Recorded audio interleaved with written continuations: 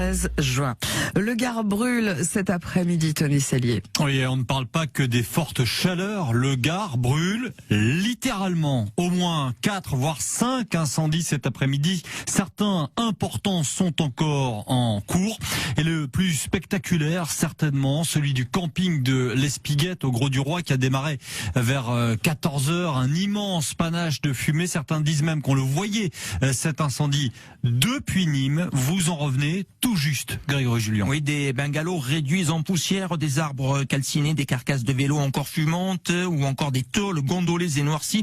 Bref, un spectacle de désolation juste à l'entrée du camping. Le feu a pris dans un mobil-home récent qui n'était pas occupé. Un incendie spectaculaire selon Jean-Pierre, habitant du Grau-du-Roi. C'est tranquillement chez moi, il est passé, il m'a dit Jean-Pierre, il y a le feu là. Donc je suis allé voir, vers le centre commercial, on avait de la fumée noire et tout qui montait, et des flammes qui montaient en hauteur des arbres. Combien ils font les arbres? Ils font 20 mètres, 25 mètres par là.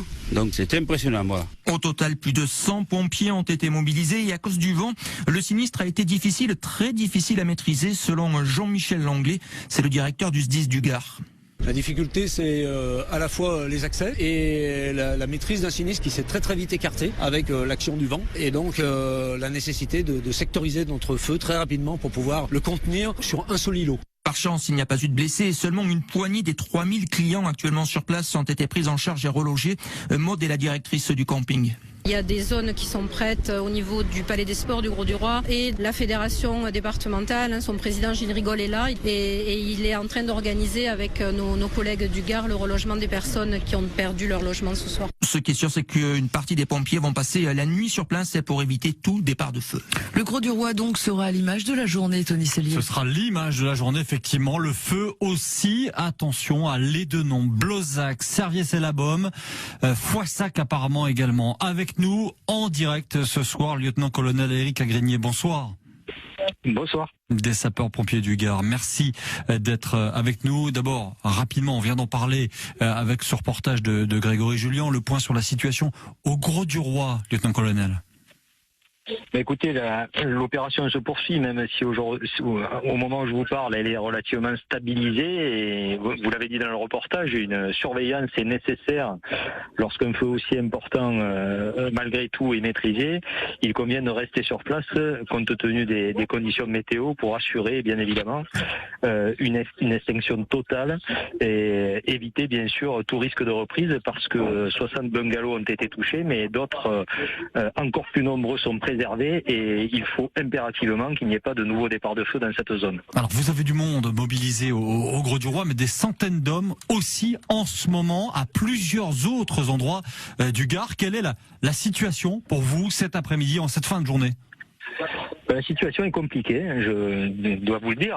On a 3 départs de feu importants en simultané qui sont venus en supplément d'un feu déjà très important que l'on vient d'évoquer au Grau-du-Roi. Le premier concerne la commune de Serviez-la-Baume, où nous avons environ une 40aine d'hectares déjà de forêt parcourus, avec de nombreux sapeurs-pompiers du Gard engagés, plus d'une 50aine, des renforts du département du 13 et les moyens aériens qui sont en renfort sur ce feu qui n'est à l'heure actuelle malheureusement toujours pas maîtrisé.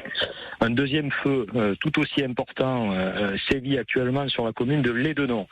Là, c'est à l'heure actuelle environ 30 hectares de sous-bois, forêt, broussailles qui ont été parcourus. Ce feu était encore plus compliqué que celui de Serviez, puisque de nombreuses habitations ont dû être protégées et préservées par l'action des secours.